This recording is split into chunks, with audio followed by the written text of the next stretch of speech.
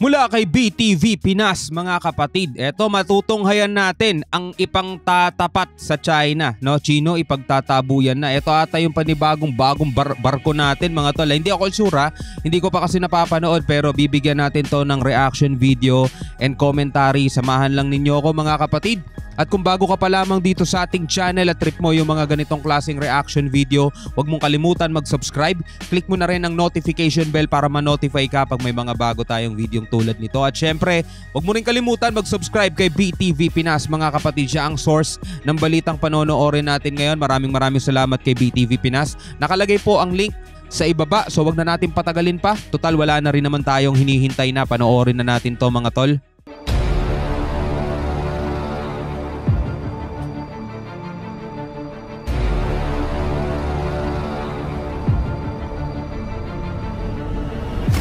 Eksklusibong balita, hindi na magpapasindak sa China. Karagdagang barkong pandigma ng Pilipinas pinapunta na sa West Philippine Sea at daan-daang reservist ng Philippine Navy, dagdag pwersa ng Pilipinas sa West Philippine Sea. China, sisimangot na naman ito. At yan ang balitang hatid ko sa inyo ngayong araw. Ayan na. Kaya't kung bago ka pa lamang dito, ay baka pwede mo naman i-click ang subscribe at like button para lagi kang updated sa susunod ko pang video. So ano pang hinihintay natin? Tara, simulan na natin.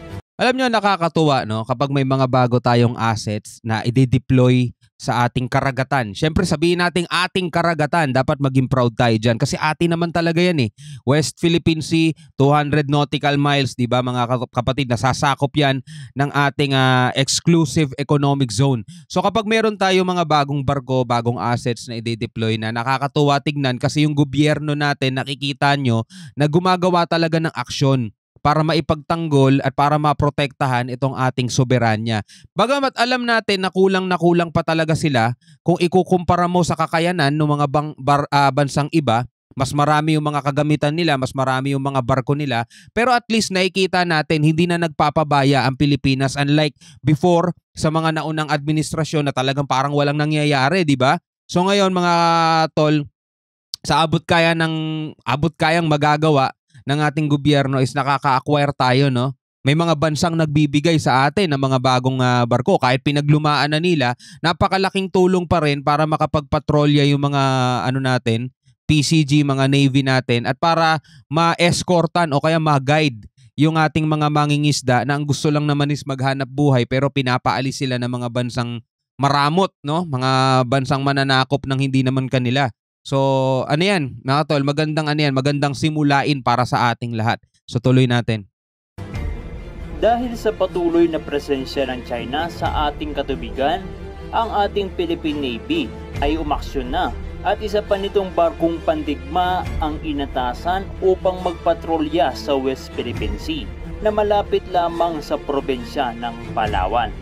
Ito ay upang magbigay ng seguridad at pataasin ang presensya ng Pilipinas sa ating exclusive economic zone. Yun. Dahil pa rin ito sa patuloy na agresibong galaw ng China sa mga inaangkin nitong teritoryo na nasa loob ng Pilipinas. Tama.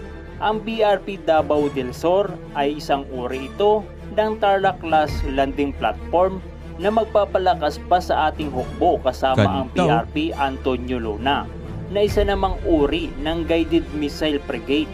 Dalawa yan sa tatlong barkong pandigma na inatasan upang magpatrolya ng magkakahiwalay sa bahagi ng West Philippine Sea upang magbigay ng seguridad sa ating mga mangingisda na nangangamba sa kanilang kaligtasan dahil pa rin sa patuloy na panggigipit ng China.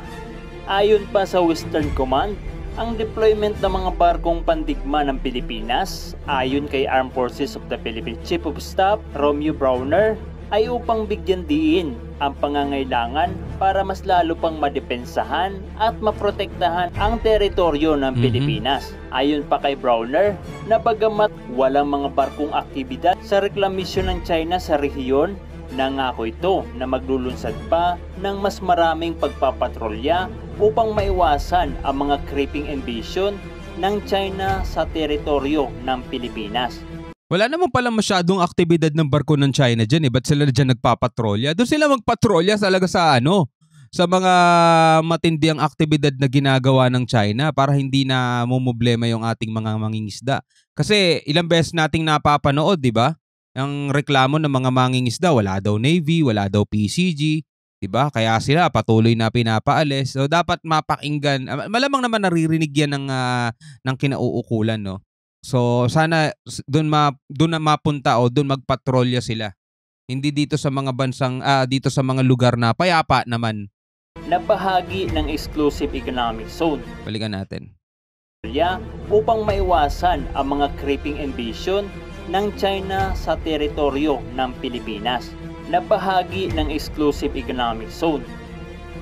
Ang patuloy na panghihimasok ng China sa ating teritoryo ay lubhang nakakabahala at dumadagdag sa alalahanin ng Pilipinas dahil ito sa patuloy na agresibong galaw ng China at pambubuli nito upang pilitin ang Pilipinas na tanggapin ang kanilang soberanya sa Exclusive Economic Zone ng Pilipinas. Yan ang hindi pwedeng mangyari, mga tol.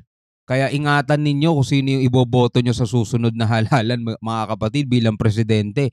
Make sure nyo na ipagpapatuloy niya yung yung ginagawang action ngayon o ginagawang hakbang ngayon ni PBBM. Kasi balay nyo, susunod na mailuklok, no? Best friend din pala ng China. Naku, yari tayo dyan, mga tol. Lahat ng pinaghirapan ng ating mga kasundaluhan, lahat ng pinaglalaban ngayon sa kasalukuyan is mawawalang halaga kapag naging best friend na naman natin sila at hahayaan natin, sige, ano tayong rito, share na tayo, no? Pag ganun ang nangyari, mga tol, wala talaga, as in wala. Subalit ang nais mangyari na yan ng China ay hindi naman papayagan ng ating bansa dahil kung titingnan natin ay napakalayo sa katotohanan na sila ang may karapatan sa naturang lugar dahil ang kanilang layo mula sa West Philippine Sea ay milya-milya pa. Kaya't ang karagdagang barkong pandigma ng Philippine Navy ay napakalaking tulong nito upang igiit natin na tayo ang may karapatan sa West Philippine Sea. Yeah. Ang 3 barkong pandigma na nakatalaga sa Palawan ay inatasan upang pagbawalan ang sinumang dayuhan upang mangolekta ng mga korales at iba pang yamang dagat. Tama. At itamboy ito, oras sila ay may hindi magandang gawin sa lugar. Kasama na nga dito ang illegal fishing. Make sure lang talaga na itataboy, Make sure lang talaga na itataboy yung mga illegal fishing, mga nangingisda dyan, mga taga-ibang bansa na hindi naman dapat nangingisda sa ating katubigan. 'Di ba? Make sure lang talaga na itataboy. Baka naman tayo pa mismo yung itaboy, no? Katulad ng mga nangyari na nitong nakaraan, tayo pa mismo yung pinapaalis at tayo pa mismo yung hinahabol. Kaugnay ng pag-iingat ng Armed Forces of the Philippines sa soberanya ng Pilipinas, ay plano nitong bumili pa ng karagdagang mga barkong pandigma at multi-role fighter at maging drone na makakatulong ng malaki upang madepensahan ang ating soberanya. At kung sakaling dumating na nga ang mga oras na yan na marami na tayong mga asset at magdagdag pa ng mas maraming barko na ma-deploy sa West Philippine Sea, ay mag-iisip-isip ang China na hindi na nila gagawin ang anumang hindi magandang pag-uugali, lalo na ang pangharas nito sa Pilipinas. Subalit kahit marami ng asset ang bansa, ay nananatili pa rin tayo na isusulong ang usaping pangkapayapaan sa rehiyon dahil naranasan na ng ating bansa ang makapasok sa isang bangungot na kung saan pati mga inosenteng buhay ay nadadamay. Isa yan sa dahilan kung bakit ang opisyal ng ating sandatahang lakas ay pinapanatili muna ang pagtitimpi upang hindi humantong sa isang kalagim-lagim na pangyayari. Yes. Samantala sa iba pang balita, hindi bababa sa 300 reservists ang lumahok sa Philippine Navy para sa isang mobilization exercises 2023 upang bigyan ang mga reservists ng kasanayan at kakayahan bilang force multiplier sa panahon ng operasyon at emergency. Ang aktibidad dito ay nakatuon sa pagsasanay sa ating mga reservists. Nasanay sila tulad ng isang regular na Navy para sa panahon ng mga banta o national security upang madali silang maisama sa regular forces. Ang pagsasanay ay magsisilbi ding refresher para sa mga reservists na nauna nang nakapagsanay. Ang pagsasanay ay sumasaklaw sa mga operasyon ng hukbong dagat, amphibious operation exercises at search and rescue operation bilang karagdagan sa pagsasagawa ng mga tungkulin tulad ng mga regular na Navy.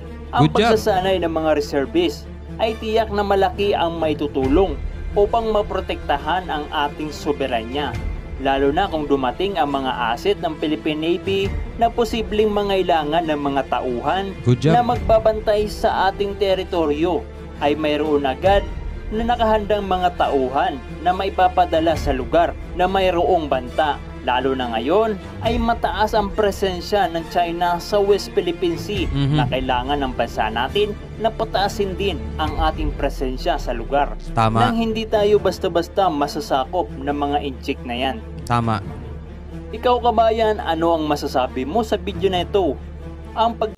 Sa kabila ng pamamalagi o ipinapamalagiin natin yung kapayapaan, diplomatic mga kapatid, 'di ba? Pero mahalaga pa rin yung karagdagan ng mga matatapang nating kasundaluhan para syempre maprotektahan natin itong ating soberanya. Bukod doon sa pagdadagdag ng mga assets natin, syempre dapat meron tayong mga magigiting na mga kasundaluhan na talagang handang mag-alay ng kanilang oras, pagod, lakas para maprotektahan ang ating soberanya mga kapatid, para din sa kapakanan ng ating bansa. Pero syempre nandoon pa rin na isinusulong natin yung usaping pangkapayapaan. Kasi sabi nga kanina, hindi natin gusto yung bangungot na yun, no? Maraming mga inosente na walang kamuwang-muwang ang madadamay kapag nagkaroon ng kaguluhan. And ayaw din naman ng China yun mga tol, di ba? Pero bagamat ayaw nila yun, namamalagi pa rin yung kanilang pagiging agresibo sa kanilang inaangking teritoryo. Kahit na 2016 pa napawalang bisa na yung claim nila, hindi nila kinikilala yon. Talagang namamalagi lang yung katigasan ng mukha nila. Pero syempre, kailangan din natin maging matibay dyan at kailangan talaga nating tindigan, no, yung ating claim, yung ating ipinanalo para din naman sa kapakanan ng susunod na henerasyon dito sa Pilipinas mga tol. Ikaw bilang isang Pilipino, ano masasabi mo rito? Comment ka sa baba, pag-usapan natin yan. Hanggang sa muli, ako nga pala si Shobal D. Peace out.